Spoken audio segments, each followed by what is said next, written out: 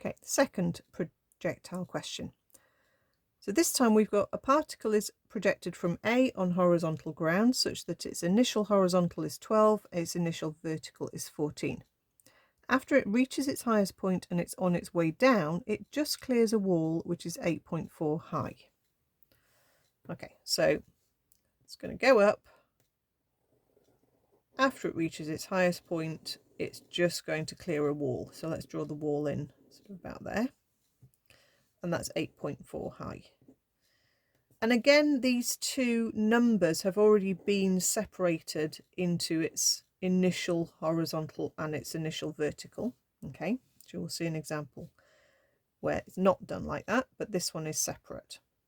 So we've got to first of all find the horizontal distance of the wall from point A.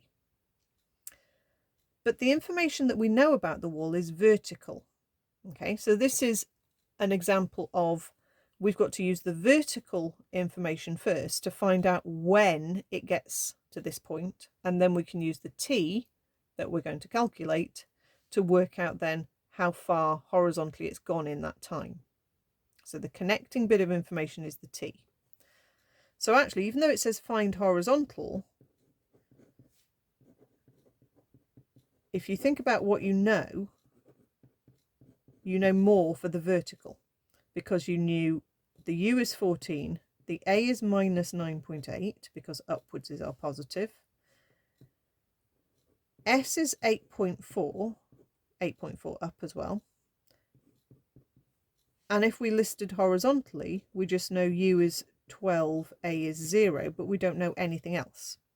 Okay, so we can't use the horizontal bit of information yet. We have to use this one, and we can use s equals ut plus a half at squared, and we can say 8.4 is 14t, and then a half of minus 9.8 is minus 4.9t squared. And we've got a similar thing to the previous example where we've got a quadratic that we're going to solve on the calculator. Okay, so we have 4.9. So notice I've tidied it up. Minus 14 and positive 8.4. Okay. T is 2 or T is 6/7. Okay, so we get two sensible answers, but it does say it's on its way back down. So we don't want the first time it's at this height, we want the second time. So the one we want is this one at T is 2. Okay. Then we can take that into the horizontal information and we can find the distance horizontally. So again, s equals ut plus a half at squared, but here a is 0, so that term disappears. So s equals 12 times 2, s is 24 meters. So the wall is 24 meters away from the starting point.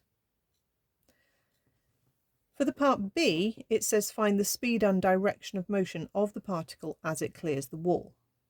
So this is something we saw on the previous example where we did the speed at a particular point. So we want the speed at t is 2, because that's how long it takes to get to the wall. So vertically, we've got u is 14, a is minus 9.8, t is 2, v we can work out. V equals u plus at, 14 add minus 9.8 times 2,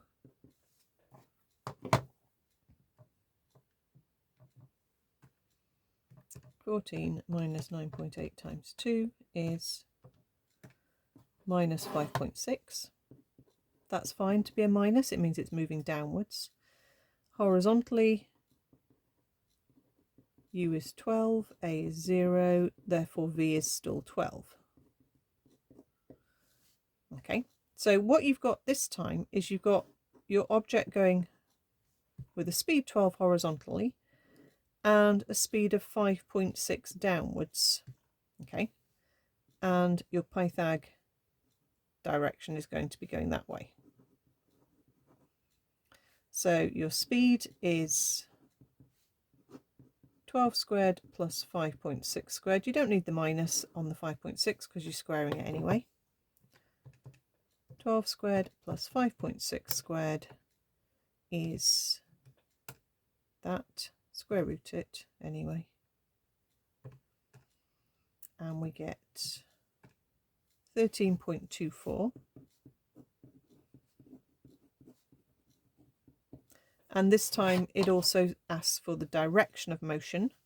Let's do the angle to the horizontal. It doesn't tell us which one to do, but I like that one.